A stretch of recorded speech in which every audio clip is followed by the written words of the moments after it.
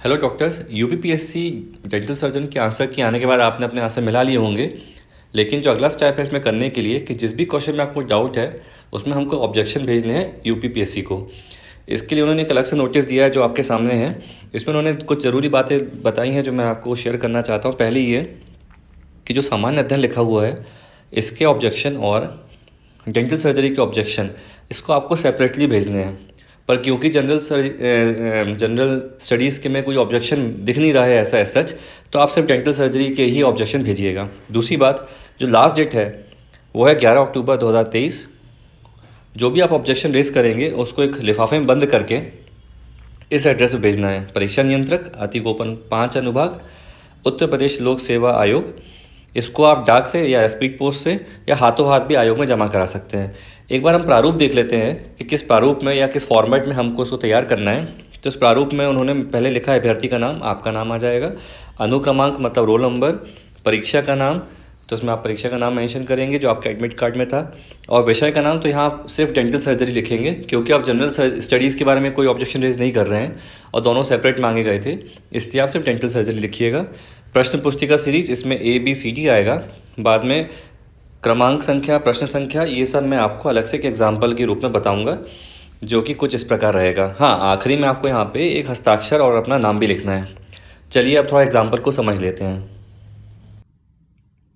पूरे 120 क्वेश्चन में से मुझे सिर्फ ये क्वेश्चन एक डाउट में लगा है कि pre surgical extraction of skeletal क्लासरी, आयोग ने इसका आंसर A बोला है, लेकिन मुझे लगता है इसका आंसर B और C दोनों होना चाहिए था। तो अब उस क्वेश्चन पे ऑब्जेक्शन लगाने के लिए ये जो आप प्रारूप देख रहे हैं उसको मैंने अपने हाथ से लिख लिया है। आप चाहो तो उसको प्रिंट आउट भी कर सकते हैं। इसकी मैंने हेडिंग दी है उत्तर आपत्ति प्रारूप। अभ्यर्थी का नाम जो आपका नाम रहेगा, अनुक्रमांक मतलब रोल नंबर, परीक्षा का नाम, विषय का नाम। यहाँ पे आप सिर्फ डेंटल सर्जरी लिखिएगा, जनरल स्टडीज मत लिखिएगा। और आप अपने प्रश्न पुस्तिका की सीरीज B लिख दीजिएगा या जो भी सीरीज थी। यहाँ मैंने क्रमांक संख्या एक ही क्वेश्चन पे मुझे डाउट है, प्रश्न संख्या 85 था उसका, आयोग ने उसका आंसर A बोला है, पर मुझे लगता है इसका आंसर B और C होना चाहिए। और साक्ष्य मतलब प्रूफ के लिए मैंने यहाँ संलग्न क्रमांक 1 2 3 4 5 लिखा है। अब ये 1 2 3 4 5 क्या है, तो ये मेरे जो प्रूफ है मुझे मिला है, एक आर्टिकल मिला है एक्सट्रैक्शन प्लानिंग एंड ऑर्थोडोंटिक्स, जिसमें उस आंसर के फेवर में एक पॉइंट लाइन लिखी हुई है। मैंने वो पूरा आर्टिकल इसमें अटैच करने का सोचा है। मतलब मैं एक कैंडिडेट की तरह बता रहा हूँ कि मैं इस आर्टिकल को स्टेपल करूंगा अपने इस प्रारूप के साथ और इसको मैं भेजूंगा जो भी उन्होंने एड्रेस बोला हुआ है। और इस पांचों में मैं संलग्न क्रमांक को मेंशन करूंगा, जैसे 1 2 3 4, हर पेज को मैंने संलग्न क्रमांक लिख दिया है।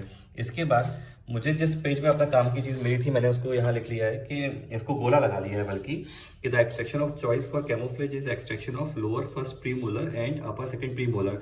मैं जानता हूँ कि कैमोफ्लेज लिखा हुआ है, इसमें प्री सर्जिकल कहीं नहीं लिखा है, लेकिन इसके बाद पेज नंबर 5 पे उन्होंने बहुत क्लियरली मेंशन किया हुआ है, in cases of orthognathic surgery decompensation is required and is done in the pre surgical orthodontic phase. हालांकि यहाँ पे उन्होंने upper first premolar and lower second premolar बोला है, लेकिन कहीं पे भी उन्होंने सिर्फ अपर फर्स्ट प्रीमोलर नहीं माना है।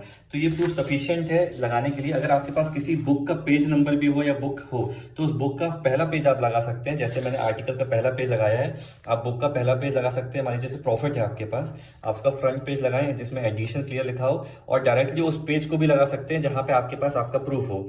इस सबको लगाने के बाद एक लिफाफे में बंद करें और इस एड्रेस पे आप उसको भेजेंगे। इसके बाद भी अगर आपको कोई डाउट हो तो आप मुझसे पूछ सकते हैं, मैं कमेंट बॉक्स पे देख के उसको आंसर करने की पूरी कोशिश करूंगा। मुझे उम्मीद है आपको मेरी बात समझ में आई होगी। Best of luck.